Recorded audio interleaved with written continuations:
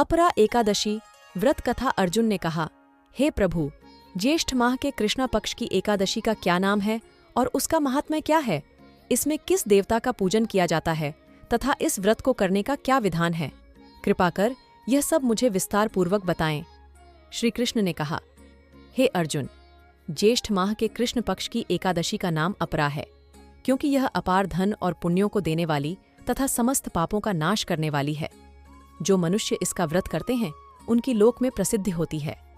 अपरा एकादशी के व्रत के प्रभाव से ब्रह्महत्या, प्रेत योनि, दूसरे की निंदा आदि से उत्पन्न पापों का नाश हो जाता है। इतना ही नहीं, स्त्रीगमन, झूठी गवाही, असत्य भाषण, झूठा वेद पढ़ना, झूठा शास्त्र बनाना, ज्योतिष द्वारा किसी को भरमाना, झूठा वैद्य बनकर लोगों को ठगना आदि भयंकर पाप भी अपरा एकादशी के व्रत से नष्ट हो जाते हैं। युद्ध क्षेत्र से भागे हुए क्षत्रिय को नरक की प्राप्ति होती है, किंतु अपरा एकादशी का व्रत करने से उसे भी स्वर्ग की प्राप्ति हो जाती है। गुरु से विद्या अर्जित करने के उपरांत जो शिष्य गुरु की निंदा करते हैं तो वे अवश्य ही नरक में जाते हैं। अपरा एकादशी का व्रत करने से इनके लिए स्वर्ग जाना संभव हो जाता है। तीनों पुष्करों में स्नान करने से या कार्तिक माह में स्नान करने से अथवा गंगा जी के तट पर पितरों को पिंडदान करने से जो फल प्राप्त होता है, वही फल अपरा एकादशी का व्रत करने से प्राप्त होता है। बृहस्पति के दिन गोमती नदी में स्नान करने से, कुंभ में श्री केदारनाथ जी के दर्शन करने से तथा बद्रिकाश्रम में रहने से तथा सूर्य ग्रहण एवं चंद्र ग्रहण में कुरुक्षेत्र में स्नान करने से जो फल सिंह राशि वालों को प्राप्त होता है, वह फल अपरा एकादशी के व्रत के समान है।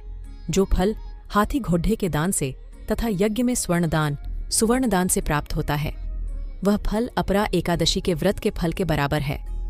गौ तथा भूमि या स्वर्ण के दान का फल भी इसके फल के समान होता है। पापरूपी वृक्षों को काटने के लिए यह व्रत कुल्हाड़ी के समान है तथा पापरूपी अंधकार के लिए सूर्य के समान है। अतः मनुष्य को इस एकादशी का व्रत अवश्य ही करना चाहिए। यह व्रत सब व्रतों में उत्तम है। अपरा एकादशी के दिन श्रद्धापूर्वक भगवान श्री विष्णु का पूजन करना चाहिए, जिससे अंत में विष्णु लोक की प्राप्ति होती है। हे राजन, मैंने यह अपरा एकादशी की कथा लोकहित के लिए कही है। इसके पठन व श्रवण से सभी पाप नष्ट हो जाते हैं। जय श्री राधा कृष्णा। ऐसी ही और वीडियो के लिए हमारे चैनल को सब्सक्राइब करें। धन्यवाद।